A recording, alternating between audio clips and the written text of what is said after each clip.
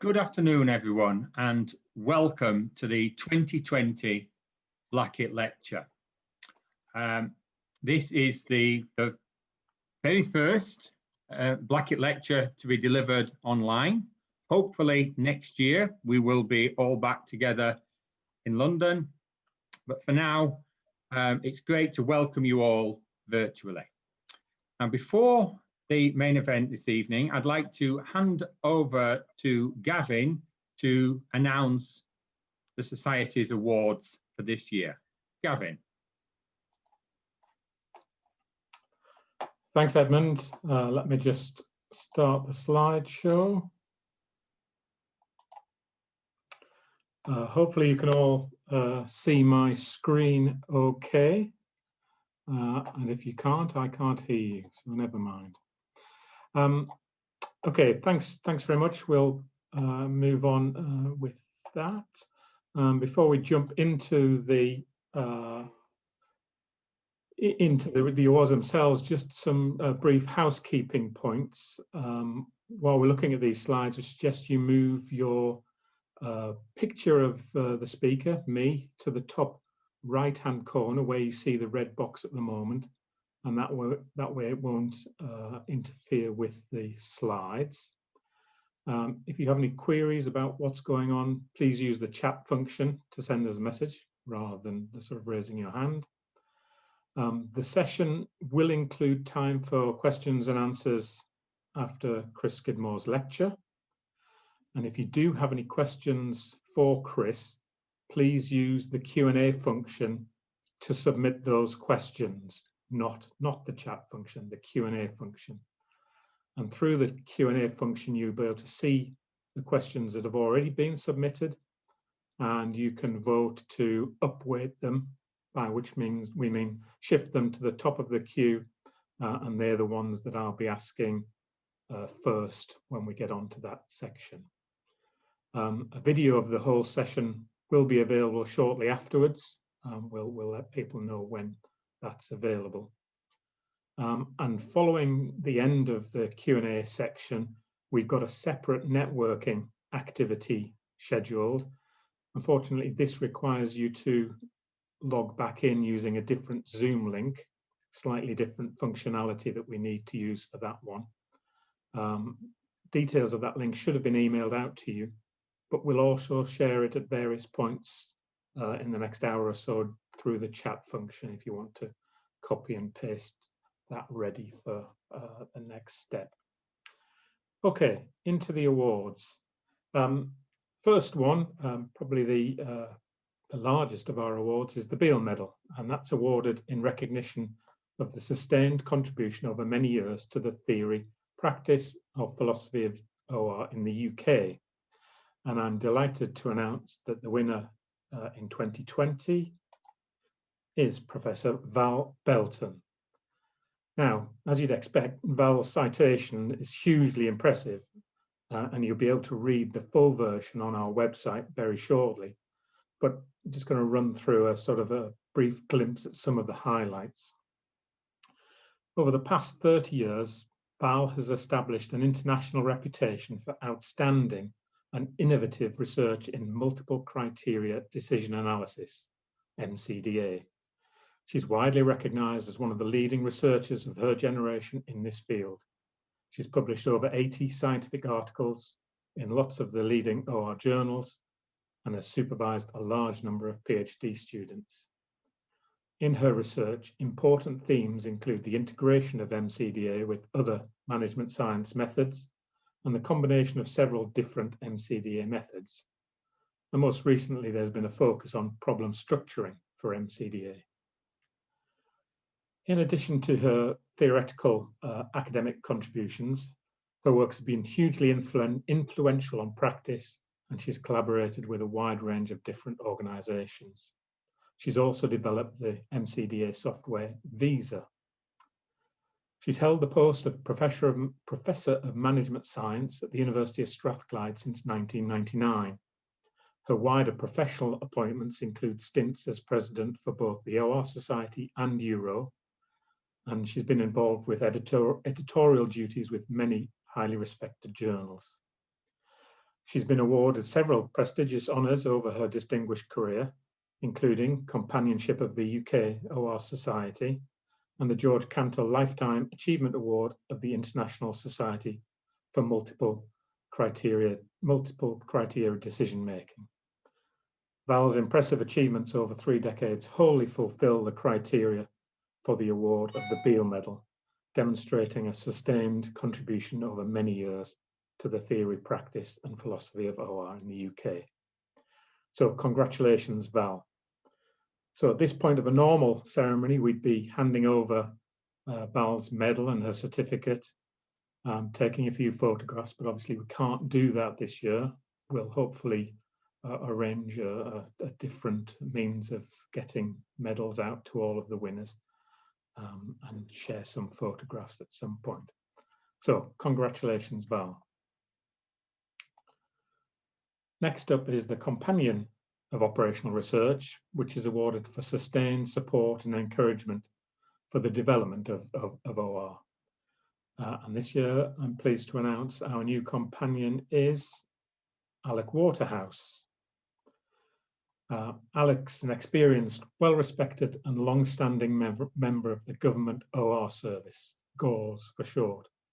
He's currently the head of the Central Modelling Team in the Department for Business, Energy and Industrial Strategy, and also leads the GORS Professional Development Community, as well as being part of its strategy board. Alec's career includes several influential work to provide evidence and advice to underpin government policy and operational decisions, covering things such as energy policy, climate change, and tax. Alec is also heavily involved with the assurance of modelling across wider government, as well as within BEIS. Within BEIS, and before that in the Department for Energy and Climate Change, he established a modelling integrity team to introduce and champion a structured approach to model quality assurance. And more widely, Alec was a key leader and contributor of work to develop best practice and guidance for modelling that led to the cross-government AQUA book, where AQUA stands for Analysis Quality Assurance. Alec's leadership of the GORS professional development community has provided structure and coherence to the significant GORS community, which has just broken through the 1,000 staff barrier. Congratulations to GORS. Most recently, Alec chaired an apprenticeship trailblazer group with wide-ranging membership across the OR practitioner community. This group successfully developed a level 7, that's master's level, OR standard and gained approval for it through the Institute for Apprentice. And Alec is now leading efforts to ensure that the standard is brought into routine use, both for GORS and the wider OR practitioner network. Alec's lifetime contribution to OR make him a perfect candidate for the Companionship Award of the OR Society. Congratulations once again, Alec. Next, we move to a series of our Best Paper Awards, recognising outstanding quality in our portfolio of academic journals. The first one is the Good Eve Medal, which is awarded in recognition for the most outstanding contribution to the philosophy, theory and practice of OR, published in the Journal of the OR Society within the relevant year, and that in this case is 2019. This year's Good Eve Medal is awarded to Ezra Adeyiki, Semra Agrali and Ethem Kanekoglu, all of whom are based in Turkey, for their paper Risk-Averse Investment Strategies for a Private Electricity Generating Company in a Carbon-Constrained Environment. The judging panel chose this paper because it's well and clearly written, and it deals with a global and fundamentally important topic, the carbon and climate issue. The study looks at a private electricity generating company that plans to enter a partially regulated market. The paper develops a time-consistent, multi-stage stochastic optimization model for this company's investment options, where the objective is to minimize the conditional value at risk. of the net present value of the profit obtained through the planning horizon.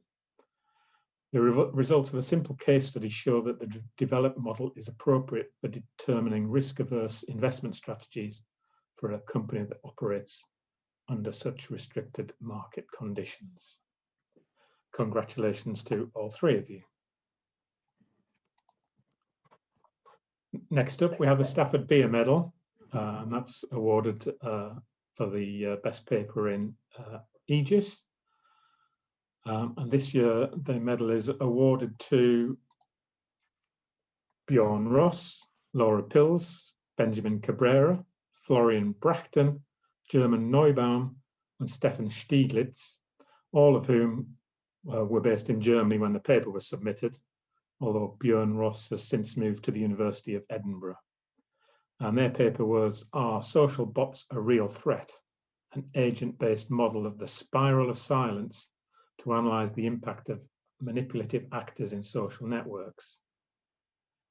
I'm sure we've all come across this. There are growing worries that malicious actors might spread misinformation online to manipulate public opinion by using automated bots. Research has already found evidence of social bots being used in regard to voting for the US presidential election and the outcome of the Brexit referendum. This study considers the role of social bots in influencing public opinion expressed on social media, and thereby addresses a highly significant, important issue for global society. The paper has theoretical novelty by introducing the spiral of silence theory to the information systems domain. The paper uses agent-based modelling to investigate the possible influence of social bots on public opinion. And it reveals that it only takes 2 to 4% of human-like social bots to sway the opinion climate in 2 out of 3 cases. The judges particularly liked the contemporary real-world focus on a critically important social issue, the use of novel theory to address the research problem, and the breakthrough insights regarding the power of social bots in shaping public opinion. Again, congratulations to the full team. Next is the Cook Medal, effectively the best paper in KMRP, Knowledge Management, Research and Practice. And this covers a 2-year period from 2018 to 2019. This year, the winners are Eleni Maria Kalagokeri, Demetrios Apostolou, Nineta Polemy, Spiridon Papa Sterigiou, all of whom are based in Greece. And their paper was Knowledge Management Methodology for Identifying Threats. Sorry about that. For identifying threats in maritime logistics supply chain. Judges recognise the importance of this topic and the extent of the research undertaken to strengthen the exchange of knowledge across organisations in order to identify potential cyber threats in maritime logistics supply chain. And the project highlighted the knowledge management aspects of this work and demonstrated the importance of developing practical and theoretical knowledge in the field.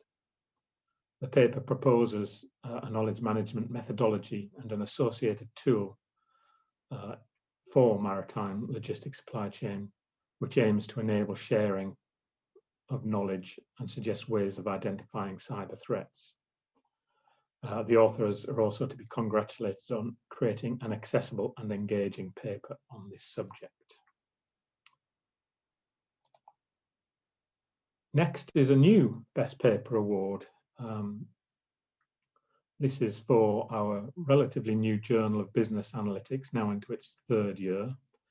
And like the Cook Medal, it's going to be awarded every other year, covering a 2-volume period. So the Tocker Medal and Griffiths Medal, which are awarded in odd years, follow a similar sort of pattern. And the award has been named following a nomination exercise with our members. And I'm pleased to say that the new award will be named after John Ranyard. John's been involved in OR for a long, long time, previously at both British Coal and Lancaster University. He's a former OR Society president, a former editor of Jaws and a companion of the Society. Since the, I suppose, big data revolution some 10 years ago, John supported the Society in reaching out to the analytics and data science communities, and he was a member of the Society's original analytics working group. He was joint organizer of the first 3 of the Society's annual analytics summits. Oops, sorry. And John, together with Robert Files, carried out a survey of OR practice around the world for I4s and subsequently surveyed supporting literature concerning how the traditional OR role of OR was being extended, including the influence of analytics. There was a paper published in eJaw, and this was followed by a series of articles in our news magazine, Inside OR. And in one of the issues there, they wrote about the influence of business analytics, commenting that the success of the Society's proposed, at that time, analytics journal will depend on attracting a new body of research and will need case studies that can demonstrate the critical importance of analytics to many organisations and promote a significant role for OR in analytics. And I think John's delighted that the papers that have been published so far in JBA have backed that up. So, who are the first winners of that award? They are Amir Hassan Zadar and Anand Jiraja, both of whom are based in the US, and their paper was Alignment of Business and Social Media Strategies, Insights from a Text Mining Analysis. This is a paper that has the potential to be highly cited, uses analytics to solve a problem that is common among many businesses, i.e. strategic alignment, and in particular the alignment between the overall strategy of an organisation and its social media strategy. In business life, social media strategy is sometimes an afterthought, whose relevance to the business model and strategy of the company is not given sufficient attention. This paper dispels this notion and provides practical help to organisations in identifying drift between the formal stated strategy and the potentially more idiosyncratic view of strategy presented in social media. Crucially, the issue analysed by the paper has not only practical relevance, but also has theoretical significance for the study of strategic alignment. In terms of techniques, it uses text analytics in a way that is clever technically, but also replicable for other types of firms, sectors, and business applications. Congratulations to the 2 gentlemen for being the inaugural winners of the Ranyard Medal. Next, we have an award that we already know the outcome of. The President's Medal is awarded for the best account of successful OR practice presented at the Society's annual conference, which in this case was OR 62 online.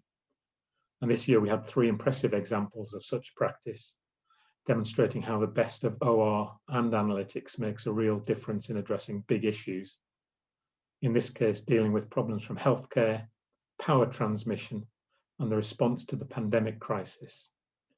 The projects also reflected the technical breadth of OR, and having such a diverse but strong set of projects made the panel's job extremely difficult. And I guess I'd take this opportunity to remind folks that if you haven't seen the entries here, all 3 videos are available via our website or our YouTube channel. So do take time to go and have a look at those. The winner, though, was creating new population movement insight to shape the UK government's response to the coronavirus pandemic. That was presented by Jordan Lowe from the Department of Transport. Jordan perhaps got the short straw because he had to present, but the rest of the team are pictured here too. Harminder Mann, Kim Brett, Lizzie Baggett, Mary McKee, Sarah Smith and Sam Rose. The judges were very impressed by this project's rapid deployment approach that delivered previously unavailable mobility information to policymakers and managers against the intensely demanding timescales of the pandemic crisis, with the first results coming through only 48 hours after a new unit was established to produce them. The solution combined existing modal mobility data with mobile telecoms and additional open source or government datasets, and results from the analytics were critical in highlighting movement patterns around hotspots of infection. The project went on to produce evidence to support significant decisions at both national and local levels as the crisis unfolded. And in addition, while meeting the mobility information needs of the crisis would be impressive enough, the team has ensured that the benefits of improved insight into mobility will be sustained, meeting the longer-term government needs. So huge congratulations to the whole team. And last but not least, we come to the doctoral award, and this is given for the most distinguished body of research leading to the award of a doctorate in the field of OR at a UK university. As usual, the quality of the theses for the entries this year was very high, and actually in the end presented a bit of a problem for the panel. They couldn't pick a clear winner, and in the end made the decision to have joint winners. Those winners are Dr. Martin Benedek and Dr. Lucy Morgan. Congratulations to both of them. Martin's thesis was computing the nucleus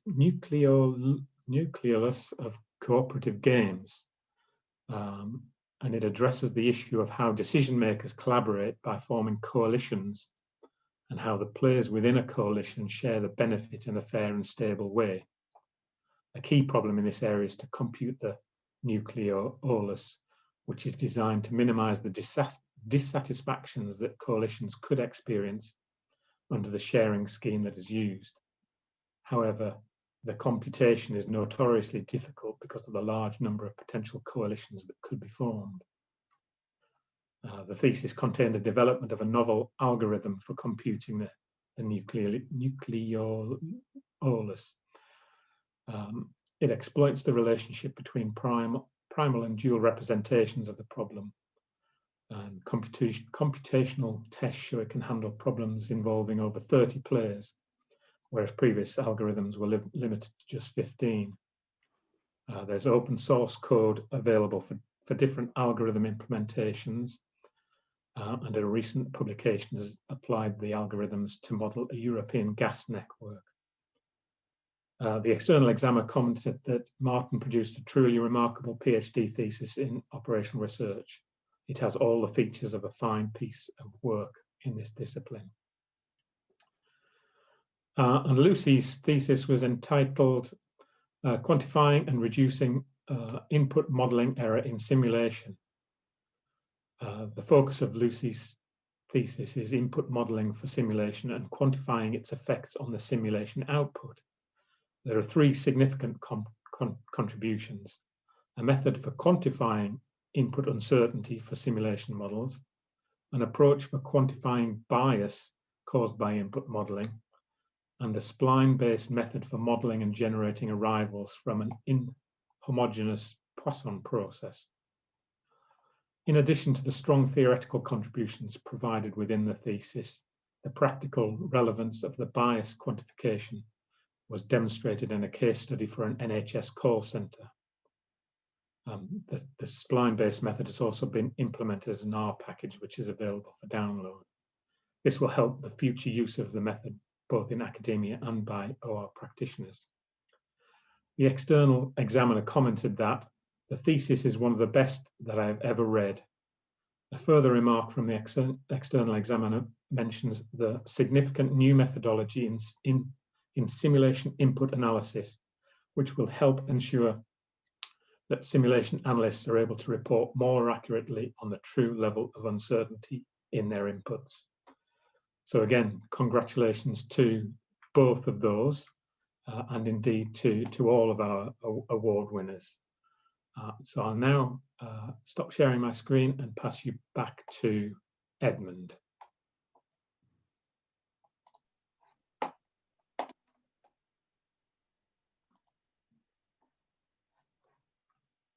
Thank you, Gavin, and let me add my congratulations to all our award winners for their outstanding contributions. Now, I'm delighted to be able to introduce Chris Skidmore as our 2020 Blackett lecturer, and I'm really grateful to Chris for agreeing to speak to us this afternoon. Chris is a former minister attending cabinet who served across 4 departments. Most recently, he was twice Minister of State for Universities, Research, Innovation and Skills. During this time, he secured the government's commitment to double the R&D budget, the greatest planned increase in research and innovation spending in modern times. In 2019, he was appointed Interim Energy and Climate Change Minister, attending cabinet. In this role, he signed the UK commitment to achieve net zero carbon emissions into law by 2050, the first G7 country to do so. And he secured the UK presidency of the United Nations Climate Change Conference, due to take place in Glasgow next year. He's also served as Health Minister and Minister for the Constitution in the Cabinet Office. He was political private secretary to the Chancellor, George Osborne, and he served as Deputy Chairman of the No. 10 Policy Board under David Cameron. Chris was elected MP for Kingswood in 2010, and he continues to pursue his initial career as a historian, writing Tudor and medieval history. His latest book is entitled Richard III, Brother, Protector and King. Now, fascinating though it would be, Chris is not going to talk to us today about medieval history. Today, Chris is going to talk about the idea of operational research in the 21st century, and I'm very much looking forward to it. Chris, over to you. Well, thank you, Edmund, for that kind introduction.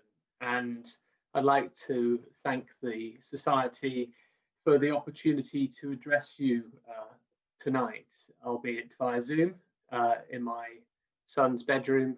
I won't tell you what I'm wearing underneath my suit here from below the screen, but I am honoured to present this prestigious lecture named after one of the most distinguished scientists, Patrick Blackett, the Nobel Prize winner, and particularly feel tonight a sense of trepidation as a historian and a politician, a sense of sort of imposter syndrome addressing a field of equally distinguished members of a society that has promoted and pursued the endeavour of operational research for decades.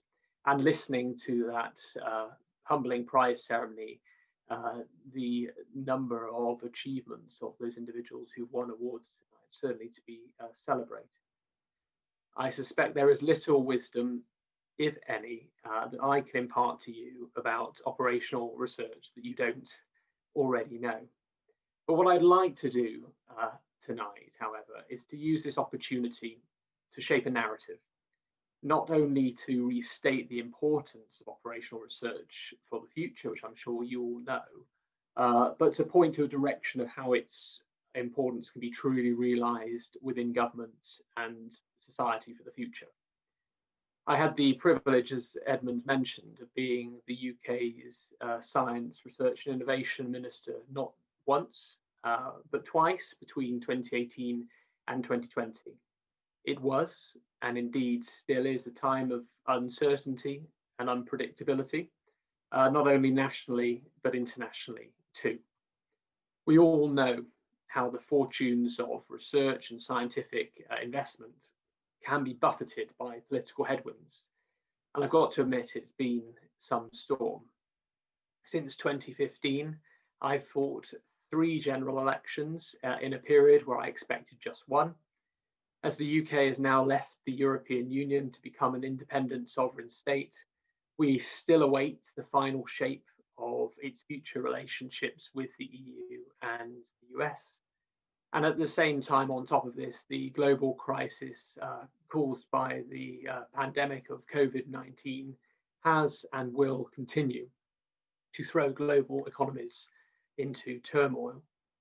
Amid this sense of uncertainty, however, the Prime Minister has been crystal clear that he views the future of the UK's place in the world as one of global Britain, A key part of this future, as he states, is the international identity of the United Kingdom as a so-called global science superpower.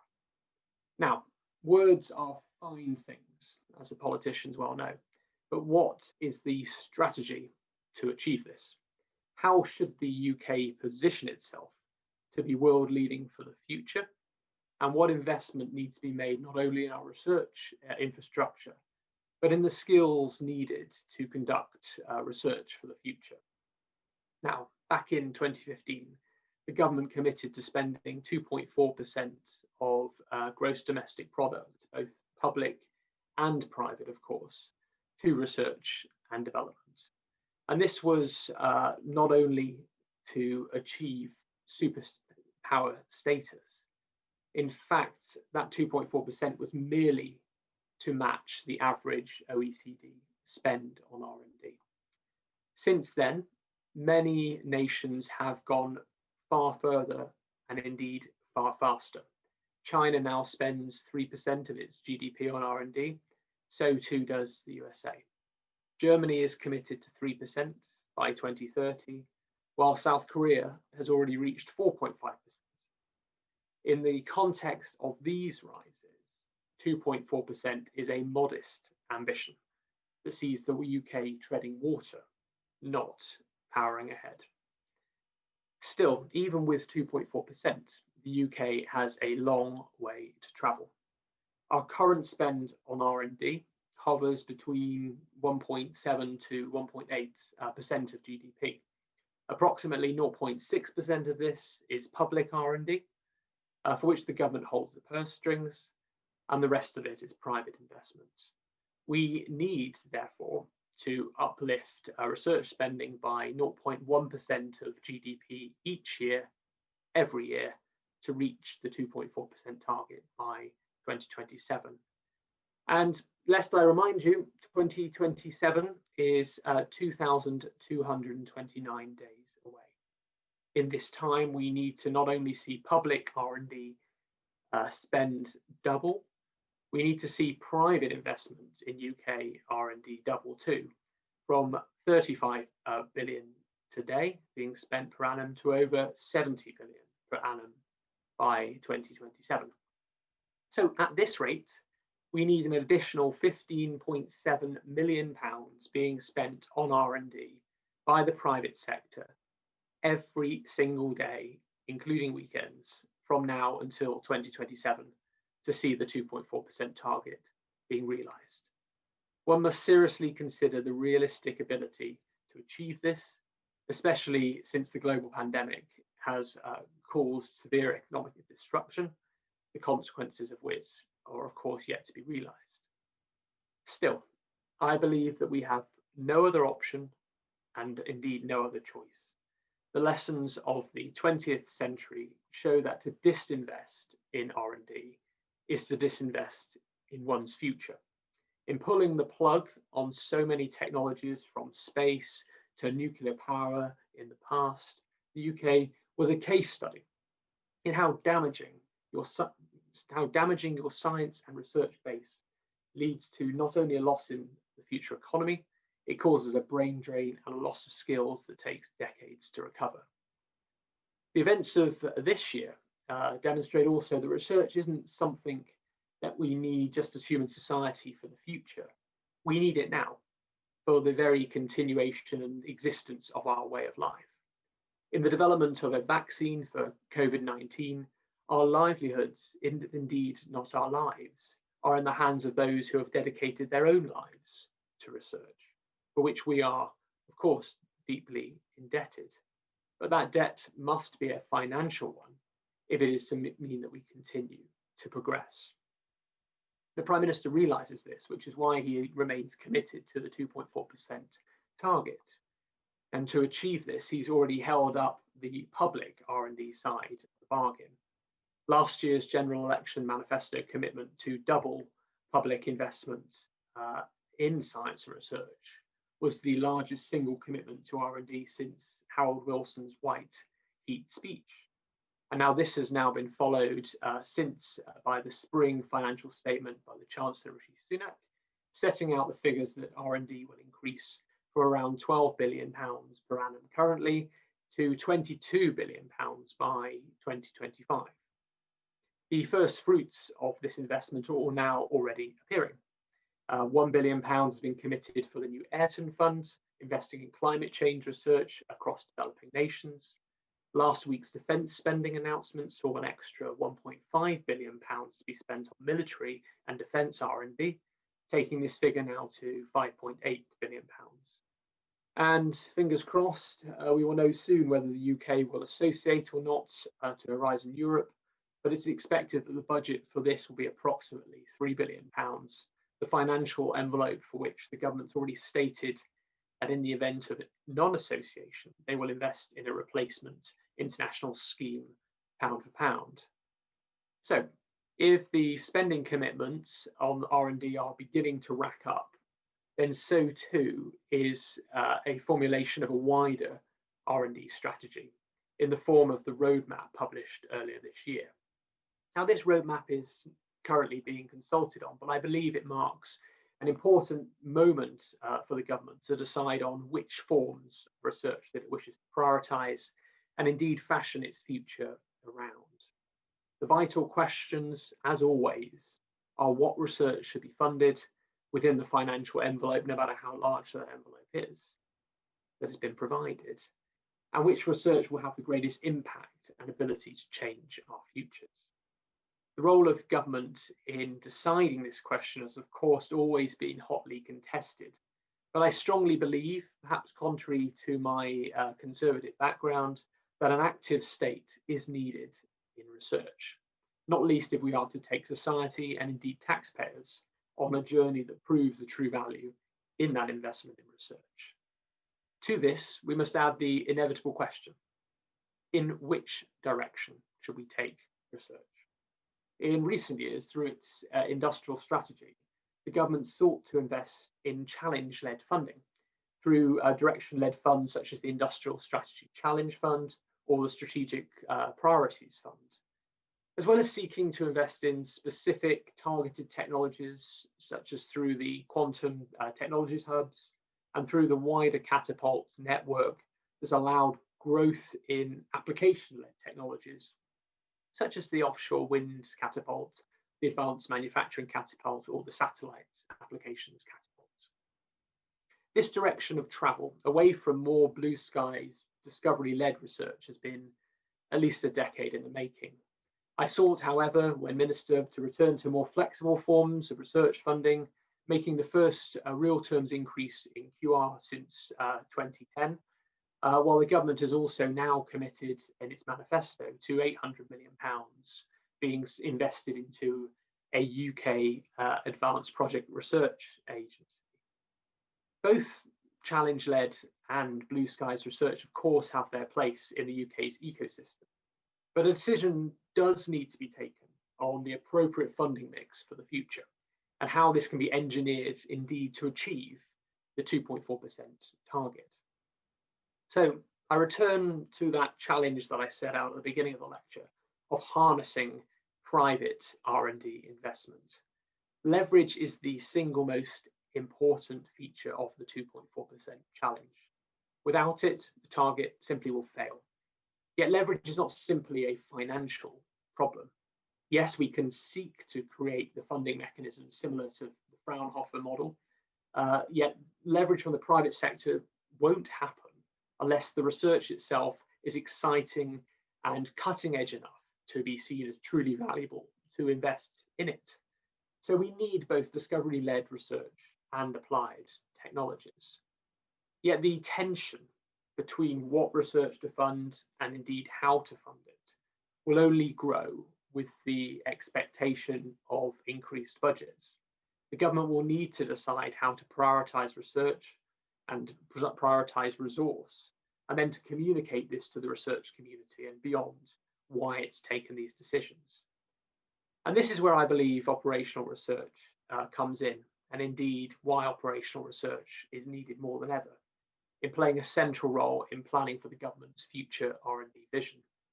And indeed, for operational research to be placed at the heart of government and Whitehall policy thinking on R&D.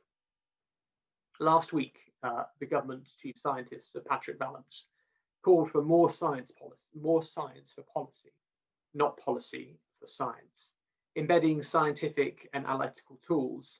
We've heard some of these examples in the Department of Transport, for example, and indeed my old department, Bays, tonight in the awards ceremony. But there's still more to do. And the more effective use of data science and computer modelling in Whitehall obviously was a keen interest in the Prime Minister's chief advisor, Dominic Cummings, who made every special advisor read a copy of Philip Tetlock's Superforecasters.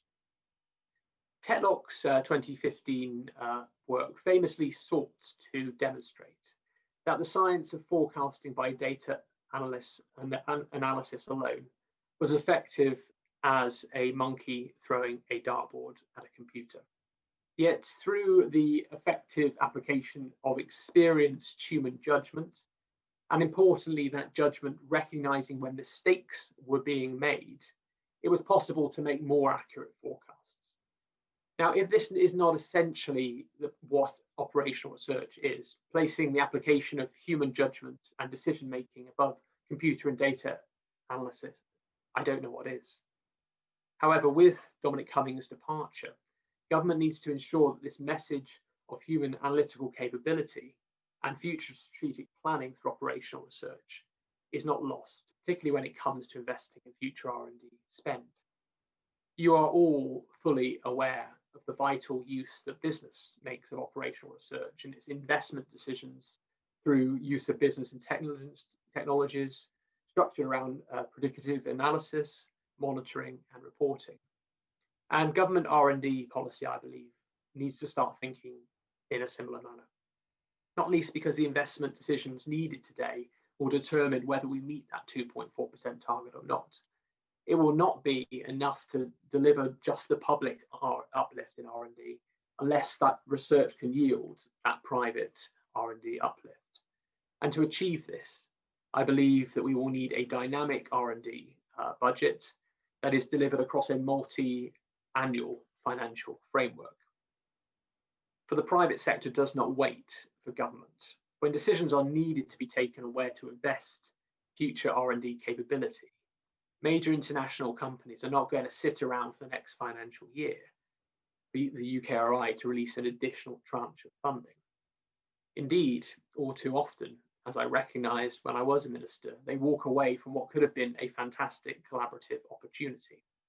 Too many times, private R&D investment has been sacrificed to an inflexible approach to public R&D funding. The industrial strategy that I mentioned has provided welcome stability and indeed long-term strategic thinking on where UK investment should take place. But it's done so by applying existing funding levers through traditional channels, which has left the entire research system overburdened with a plethora of funding pots, bearing little relation to one another, causing increased bureaucracy and application fatigue. Now, the government recognises the need to cut bureaucracy and is conducting a bureaucracy review. However, I feel that without reform of the funding system itself, cutting down the number of pages of application form will not go far enough to addressing the key challenge of how we can take a systems-wide approach to funding and how it is delivered. That will prevent universities and researchers, institutes, companies, indeed startups, burning valuable energy up on repeated application in a world where time is not only money, it is an invention, it is a breakthrough, and indeed it is a cure. It seems that with the next REF and its framework coming up for a re-evaluation, now is the moment to make this systemic change. Of course, the establishment of UKRI was a major milestone in creating a unified organisational approach for research. But in many senses, it has merely papered over the cracks in a diffuse network of structures and substructures, each with competing budgets.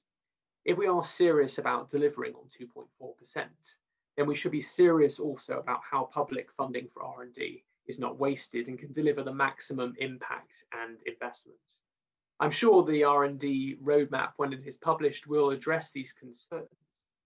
yet it will be in the design of a funding mechanism for public R&D that is both rapid and dynamic, responsive and agile to opportunities that I believe will be key.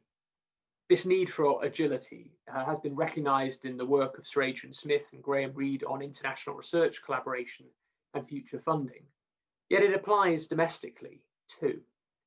The £22 billion promised cannot wait until 2025. We need a front loading of this investment to deliver a signal that the UK is open for R&D business and that we welcome the opportunity for future partnership, and that we are willing, of course, now to invest in opportunities that may present themselves at any moment.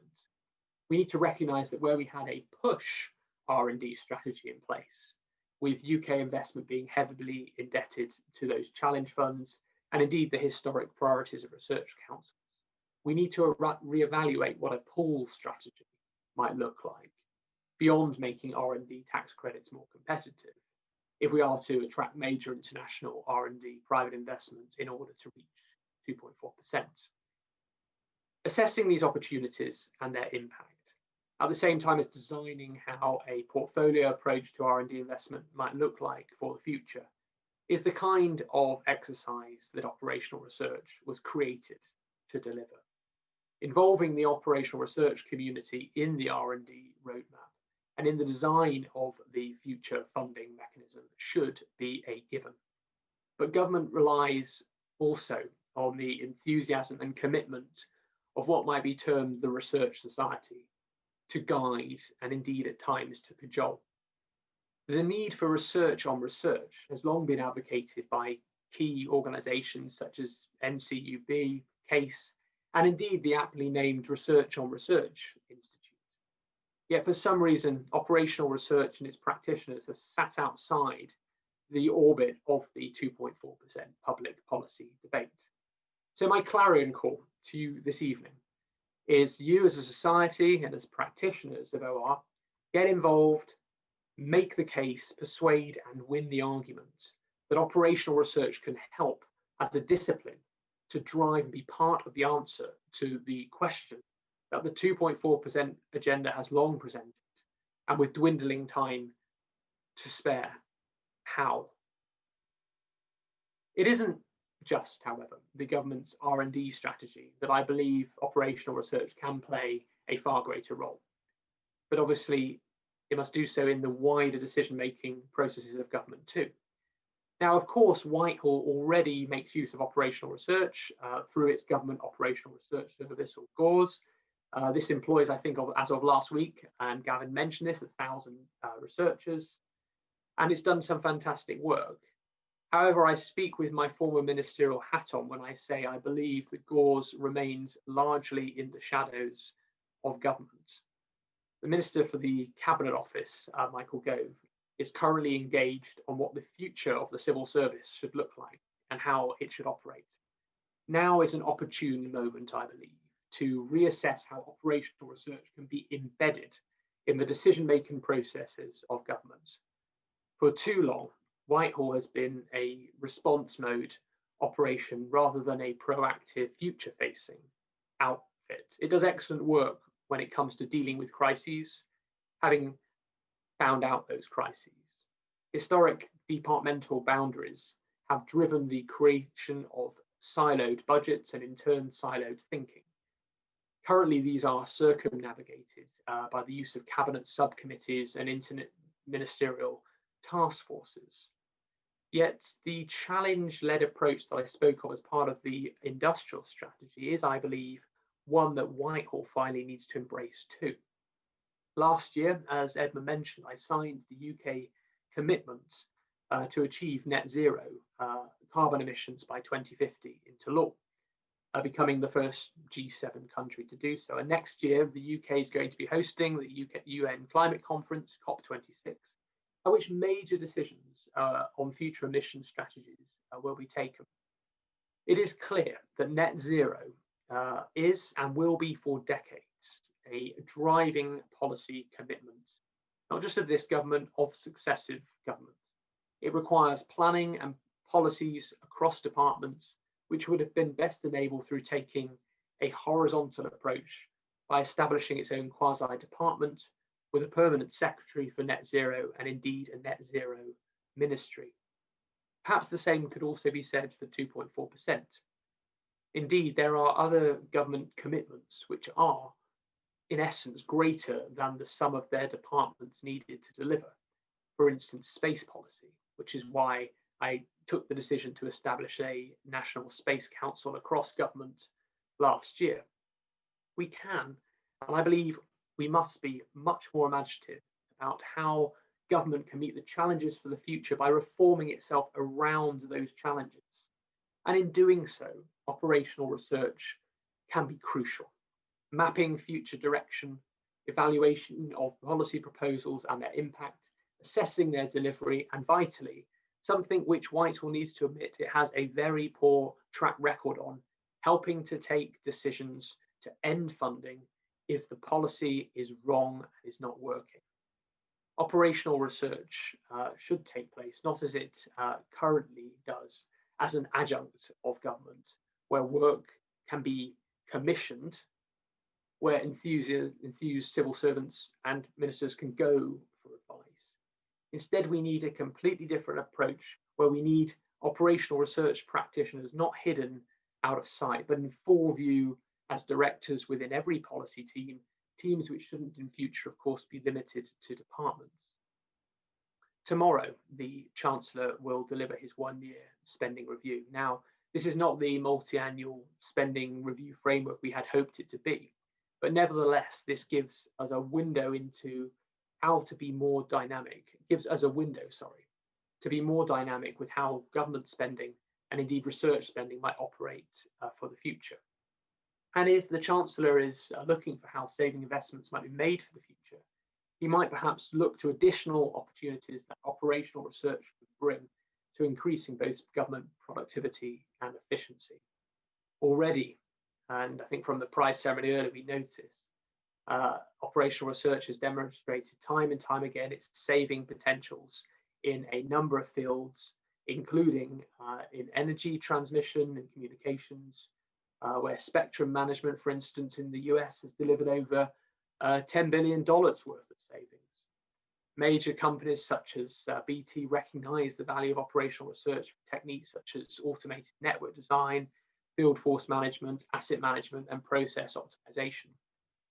With the application of high performance computing to help drive further and faster processing and algorithmic decision making, it's clear that the potential for operational research to embed itself in future government strategy must be taken.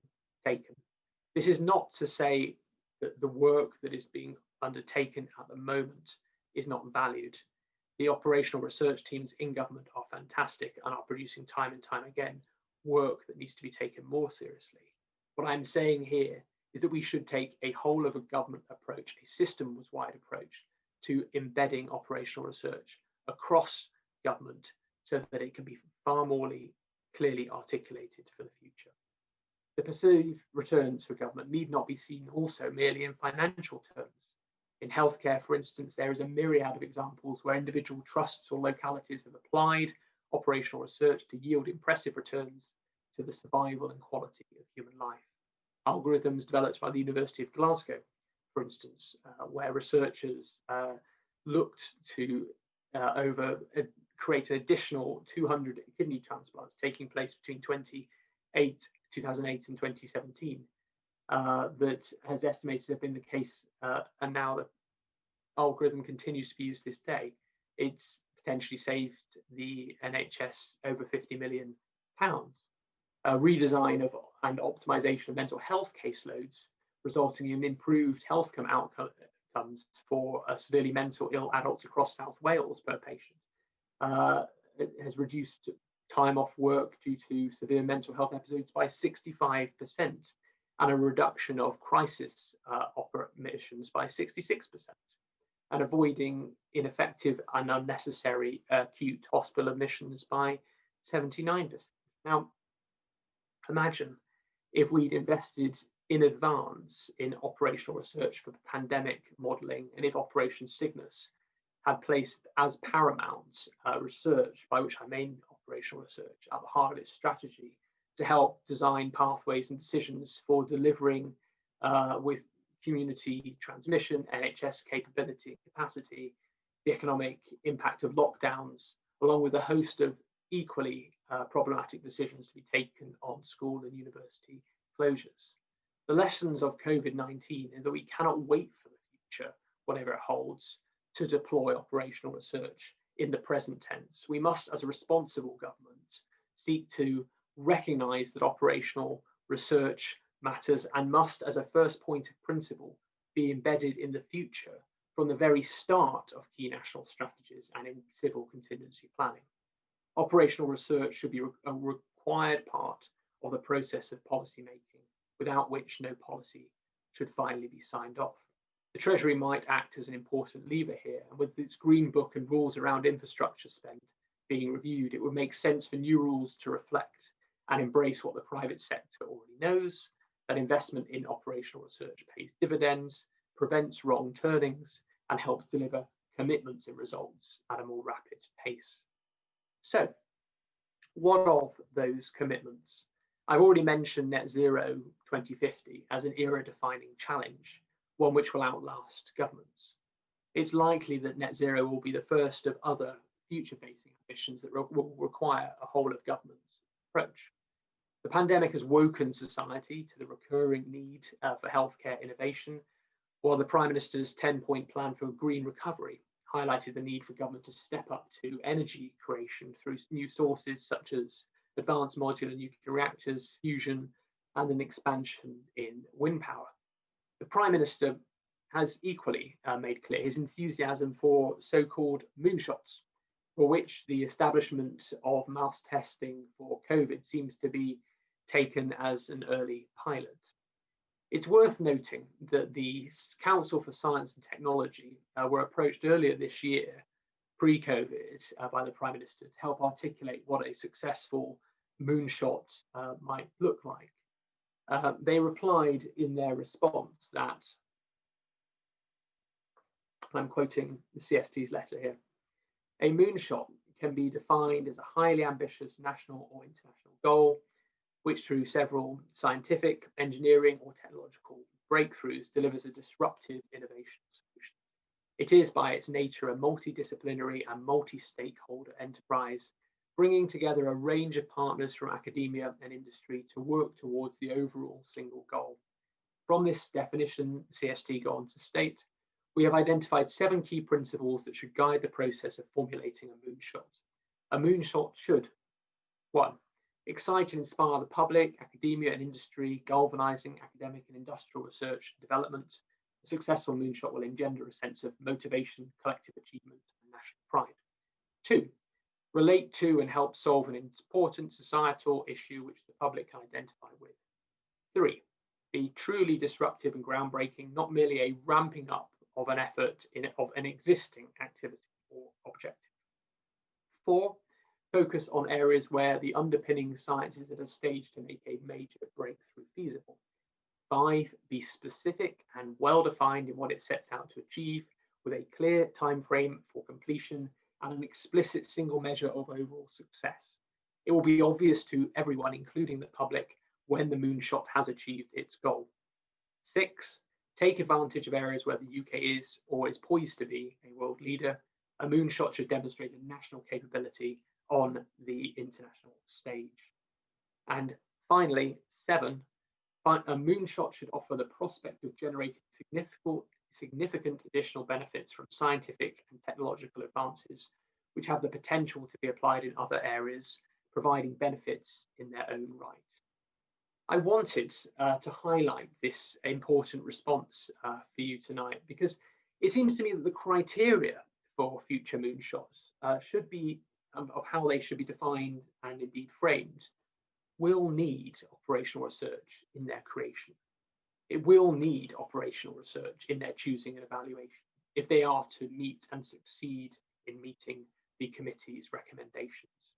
If moonshots are to be created in the future, then perhaps now is the time for government and the operational research community to work together in harmony in designing and delivering what can be exciting national national programs. It's almost like these moonshots were designed for the operational research community to step up. And if we can embed operational research and additionally expand its worth, not just prove its worth, but expand that worth in government, I hope that its value will be recognised more widely as a form of research that needs its own form of investment.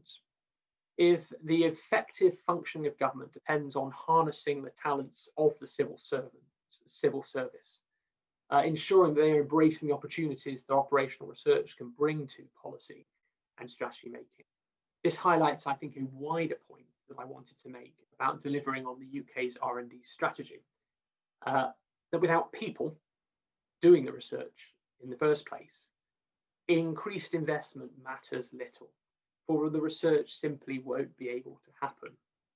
I'm sure operational research analysts can far better model a scenario than I can, but I believe it's estimated that to realise the output of 2.4% in research activity, we will need approximately 200,000 extra people performing research or being employed in R&D intensive industries. Building that pipeline of talent that identifies not only how we're going to be able to increase that number, but also retain that number of people conducting research. It was this people element of a wider vision on 2.4% that I sought to address in the first of 4 speeches given in the summer of 2019. And in my final speech as Minister back in Durham in January this year, I was able to announce a people strategy for research. Already, as a government, we've increased the number of PhD places and master's degrees, either through funded studentships in areas of focus such as AI, or through establishing a graduate student loan system, which has made finance more available for those wishing to pursue research degrees.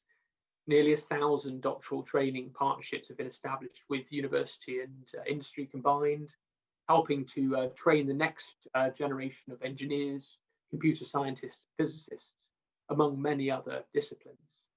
And there are a number of institutions which offer operational research PhDs and master's degrees. And we've heard about the government's level 7 master's apprenticeship, fantastic. But more must be done to embed operational research as its own separate discipline into the government's planned investments in the postgraduate programme. Yes, operational research forms a part of many AI and computer science research degrees, but that should not mean that operational research is seen as a means to an end, or as simply the little brother of AI and data analytics. We need operational researchers trained as operational researchers for operational research. If operational research, as I've argued, needs to play a central role in helping the UK to devise its own R&D framework, helping as it were to devise the ingredients of the cake, it should have its own slice and eat it too. One means of embedding operational research as a discipline for the future would be for operational research to have its own research institute, either as a physical location or perhaps a virtual network across key organisations and universities, reinforcing the need for operational research and demonstrating its value. But it isn't just at the postgraduate and postdoctoral level where attention needs to be focused. Operational research, I believe, also suffers, I believe, from not having a clearly identified undergraduate route in the United Kingdom. Contrast this with the United States, where more than 100 institutions offering operational research bachelor's degrees.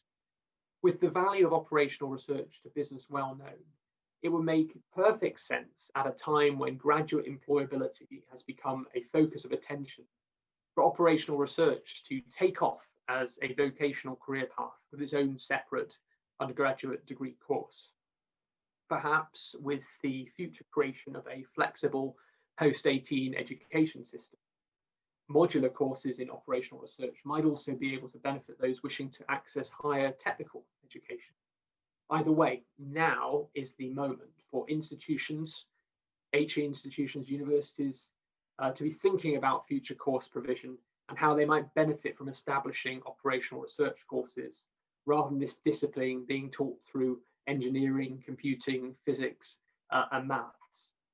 And if we recognise also the paucity of provision at undergraduate level, why not go further and investigate what more could be done to create that pipeline of talent back into the school system?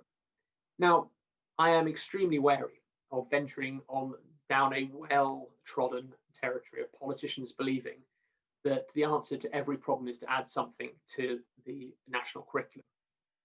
Not that half the schools as academies don't follow the national curriculum anyway. Yet the challenge of facing operational research is perhaps unsurprisingly, I think, the same challenge that engineering faces. While it's not a separate discipline at school, how can its value, or perhaps more importantly, its exciting and alluring potential, be communicated to a pupil who may be deciding on their future A-levels or degree or BTEC?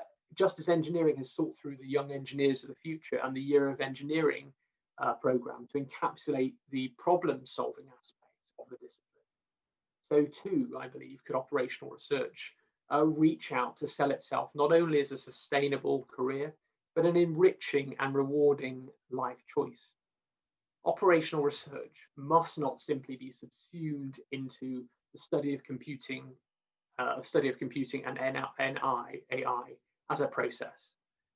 Its application as a discipline in and of itself matters because it demonstrates, I believe, the future of learning alongside machine learning. Human decision taking and evaluation of data, as Philip Tetlock has shown, is essential.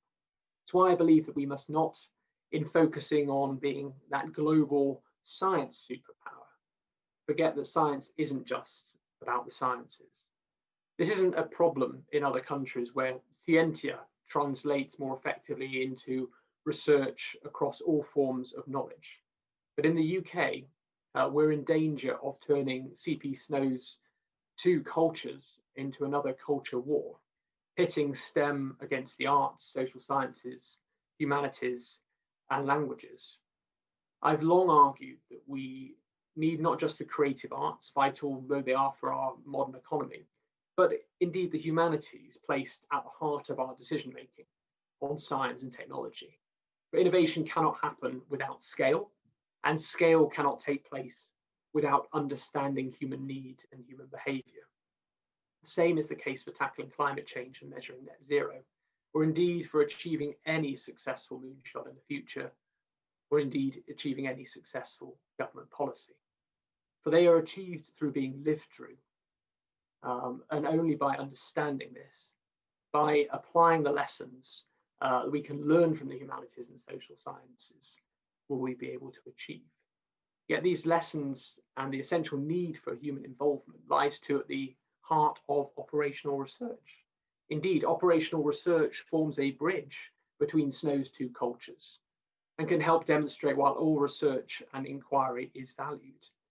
In making sense of processes and mapping their future trajectory and success, operational research can not just be a vital tool in government policy, it can also demonstrate why blended forms of interdisciplinary work are essential for moonshots of the future. I guess what I've been trying to say all along is something that many of you already know, that operational research matters, and as a discipline can and must for the future prove extremely important to government and society as the UK seeks to invest in R&D, to realign its economy across new scientific and green priorities and face the challenges of the future. It is time for operational research to come out of the shadows, to end its Cinderella-like status by entering the mainstream thought of government and politicians, of research and indeed of universities and our education system. The future success of our society depends upon it. Thank you very much, and I'll take questions. Thank you, Chris. That was a fascinating lecture. You highlighted a number of significant issues, and you're already generating debate on the chat. And there are a number of questions that have come in. So thank you very much indeed.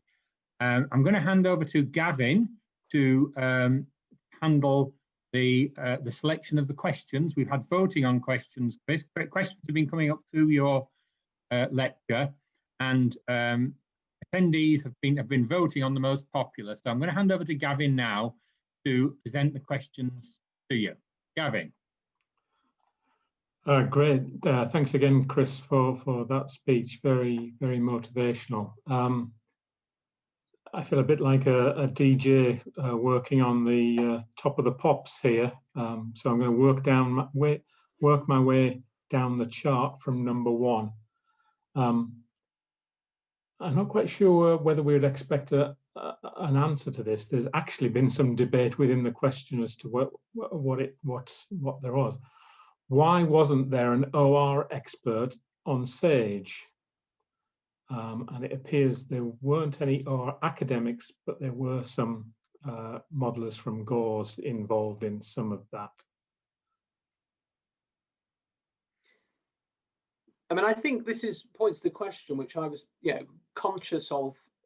Those listening into the talk tonight. Many of people have been involved in government policy making, but what I felt as a minister, and I think this is across sort of areas of study that are continuing to develop.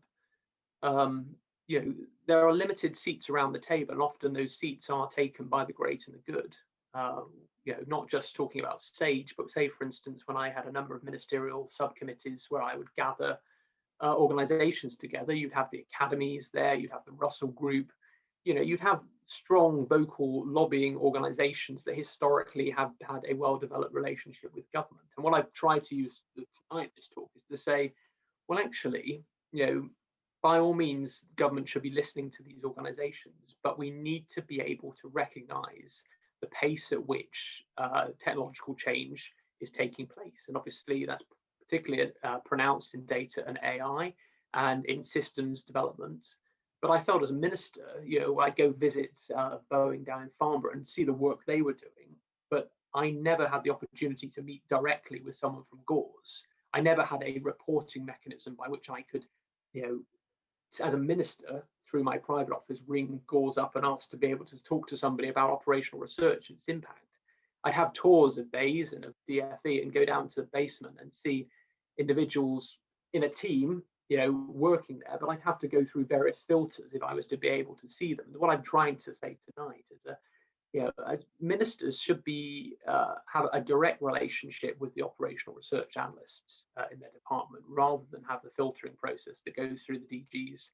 And I hope that Michael Gove's reforms will allow for this to take place, and that we will begin to see, rather than traditional siloed structures forming across vertical departments, horizontal approaches will increase the prominence and importance of future-facing analytics, which is where operational research plays such an important role. Thank you. Okay, next one, number 2 in the charts.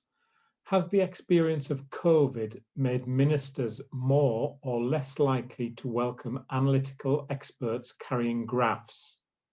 How would you advise we offer value in this context?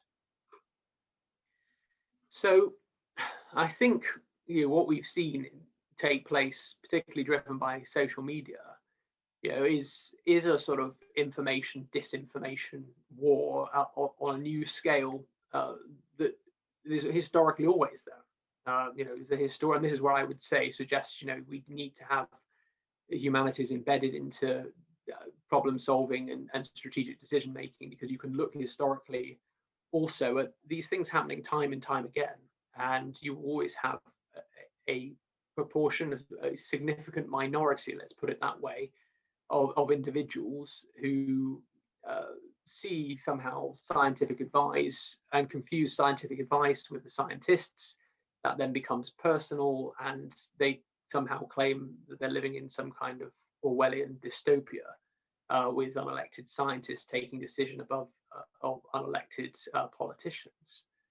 But I am hopeful, and I think when you look at overall, aside from social media, which skews sometimes the nature of debate, I'm as bad as anyone for sort of getting up in the morning and reading my Twitter feed and thinking sort of, oh gosh, everyone's going to sort of got it in the neck for scientists. But the public polling demonstrates support for information-led decisions that need to be taken.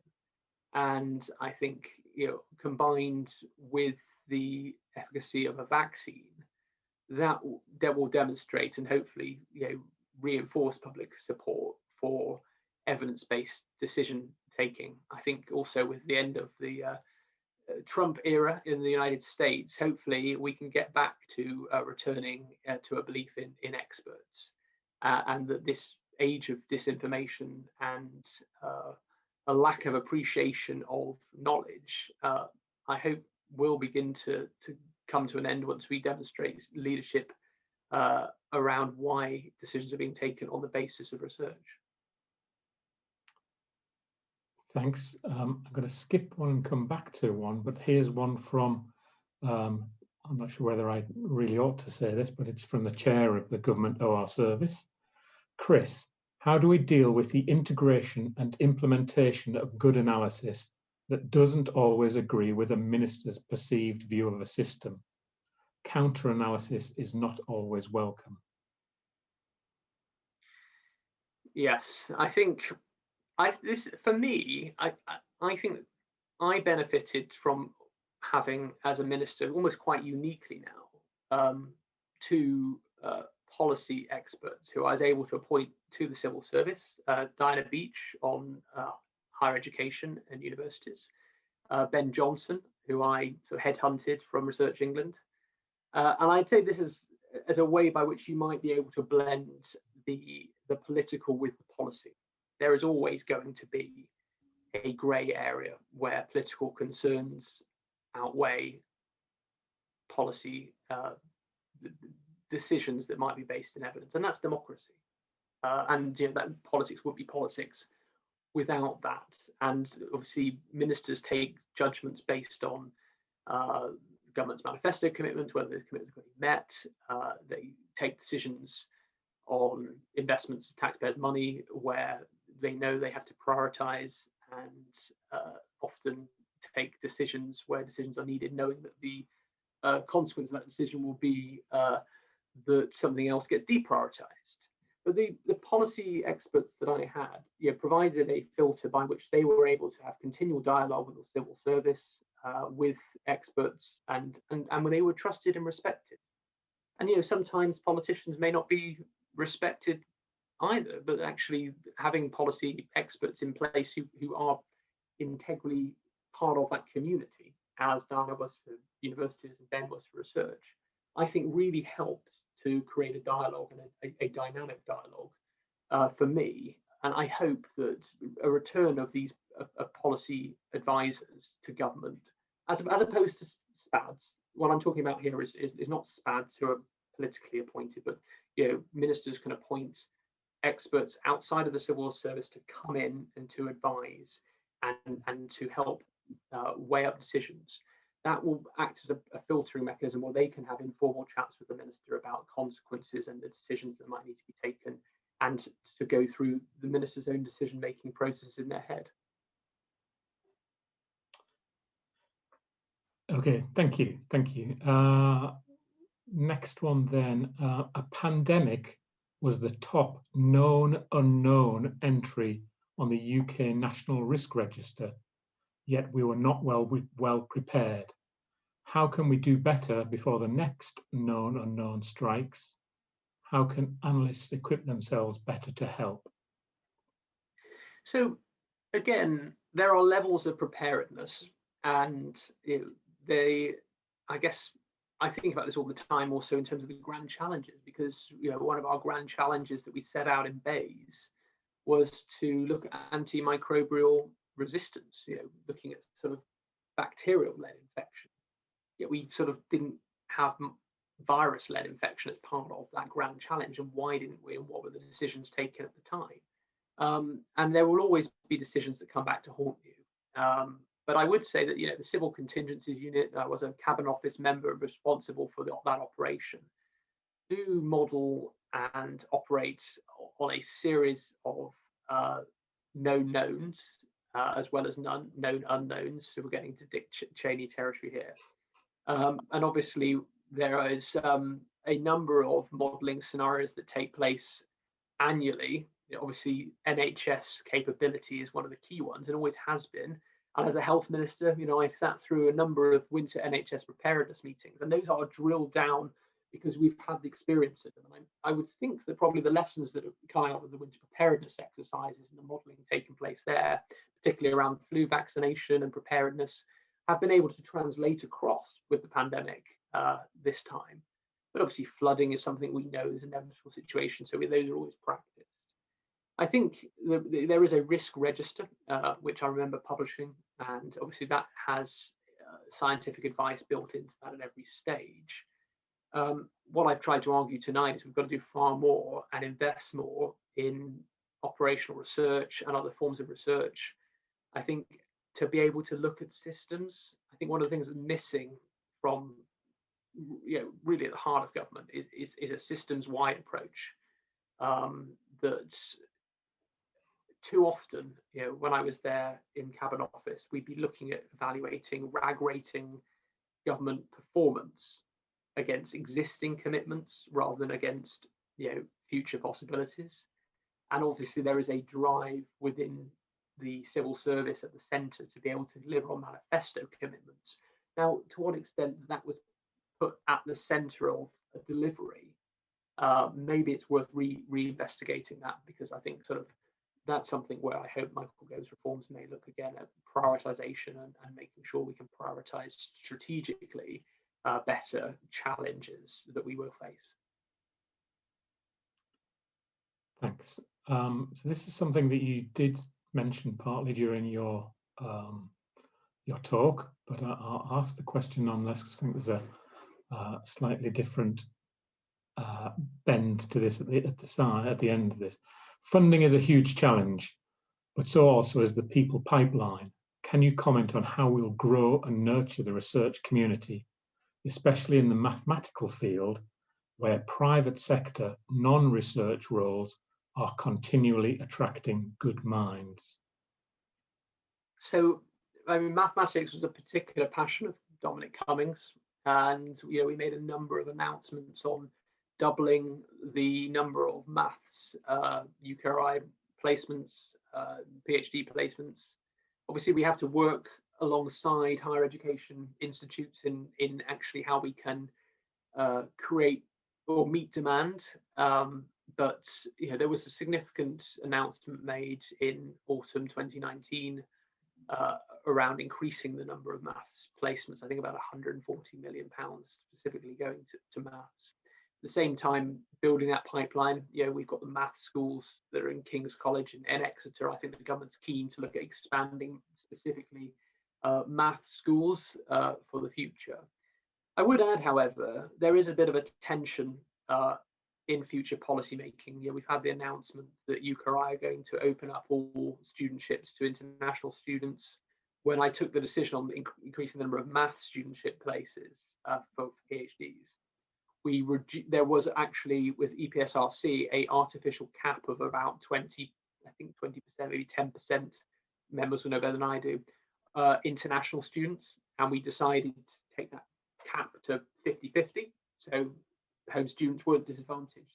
Now the cap's been removed entirely, and so you will have that tension between with the global talents visas that are being created, with the hope of bringing international research talent to the UK, that it will become more competitive. And how do we ensure that we don't destabilize a domestic talent base for the maths community? Because the last thing I'd want to happen is that we increase the number of maths PhDs. Obviously, fantastically, we get future Fields medalists coming to the UK to train, and maybe that might then have a knock-on trickle-down effect in inspiring future mathematicians from the UK.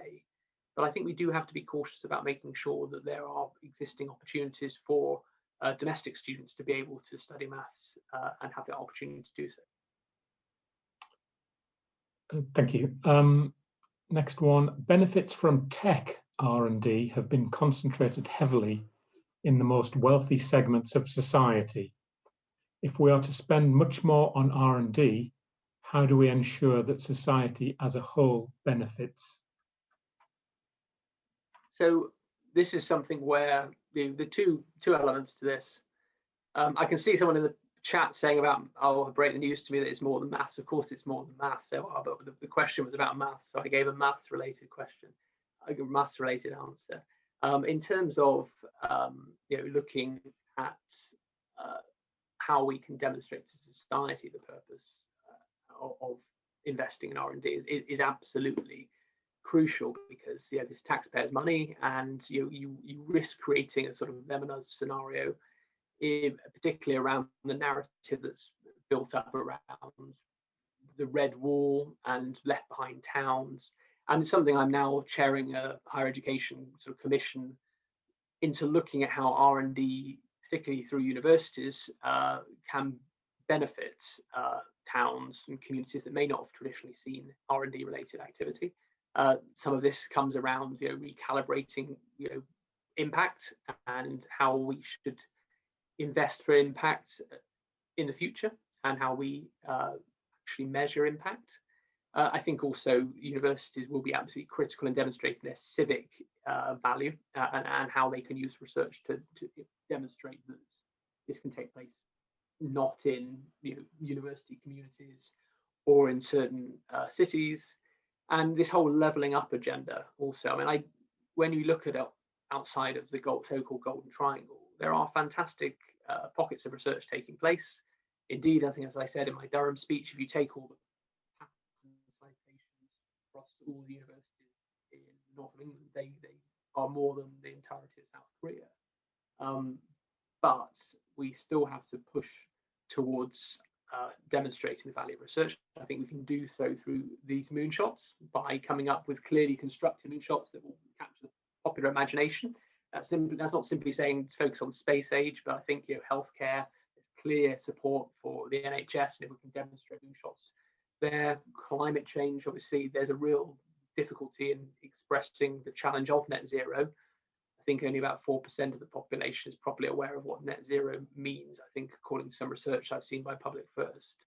But that might lead to job creation exercises, net zero Teesside, for example, where we can highlight the advanced manufacturing opportunities and training opportunities that net zero will bring. So I think absolutely, at every stage, we've got to be able to make sure we take the public with us. That I think the moonshots is a good opportunity. I think that sort of highlighting, changing and recalibrating research impact also is another opportunity. Great. I think we've got time for just one more, which I'm scrolling to get back to. The public sector has to address messy and intractable problems where the private sector will not venture. How should this be reflected in public spending on research? Yeah, I mean, that is always going to be a key challenge for the public sector. It's why the public sector exists, and why we continue to invest, and why there are areas of research that we must do that wouldn't be considered by the private sector, even if then the private sector might come on stream later on.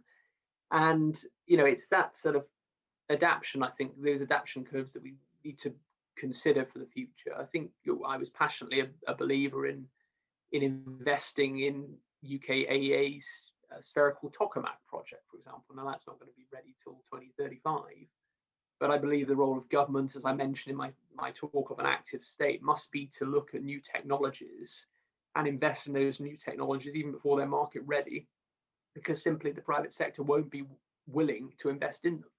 Now that's not to pitch public against private. Admittedly, that's the way the balance sheet operates. But what we've got to be able to do is look at those areas of focus and not to see them as negative things, but to see the positives within them. So if you're looking at healthcare, for example, there may be areas of private healthcare where, yes, pharmaceutical industry will invest R&D in products that will obviously lead to profit margins. but where are the opportunities for the public sector to carve out future opportunities in R&D study, and for the UK to become world leading, because we have then put our public R&D investment in those areas, and then as a result of that, you see the dissemination and the innovation take place across the globe. I'd say, the same as I mentioned in energy. We've done the same in quantum, quantum computing, and we've invested £1 billion in quantum technologies, which is more than the entirety of the EU27 put together. And now we've got the US and US companies, private companies, recognizing as this technology begins to come slowly to market, now is the opportunity for the private leverage to come in and to look at how we can commercialize this. And the UK is now strategically well placed above other countries to lead the way in this commercialization of this technology. So let's say, of course, the public sector should always be there for where the private sector won't recognize the opportunity yet. But the positive factor is in the yet, that actually we can, as the United Kingdom, decide national strategic priorities where we can then lead in the future. Great, thank you very much indeed, Chris. We've sort of arrived at 6:30, and I think we're going to call that a day. We have a record of all the questions and all the chat, and we may be putting some of those points further to Chris if there are some particularly interesting questions to be followed up on. But for the moment, I'm just going to hand back to Edmund for his closing remarks. Thank you, Gavin, and thanks once again, Chris. Such a fascinating lecture, and for such interesting answers to the questions. It's clear, looking at the chat, at how well received this lecture has been. And I very much hope that this lecture, Chris, is not the end of your engagement with the Operational Research Society, but just the beginning. And I would look forward to working with you to examine how we can explore the ideas and the themes that you presented so well in your lecture. So thank you very much indeed. We really do appreciate it. And if we were in our normal venue, in normal times in London, I'm sure you would be receiving a very, very loud round of applause for this. Thanks a lot. Very much appreciated. Thank you. And I would also just like to congratulate our award winners again. And before we finish, I would like to thank Gavin and Justin and the staff of the OR Society for putting on this event. It's not easy to organise these virtual events, and it's run so smoothly and so well. Thank you, colleagues. You've done a fantastic job as always. And just finally, I'd like to remind everyone that there is a virtual networking event. The information to access those networking areas is in the chat. So please do continue to network as we would if we were in London, as I said, in normal times. So thank you to all of you for attending, for contributing with your questions and with your debate in the chat. We really appreciate it. I think it's been a great event. Thank you all very much, and good evening. Thank you.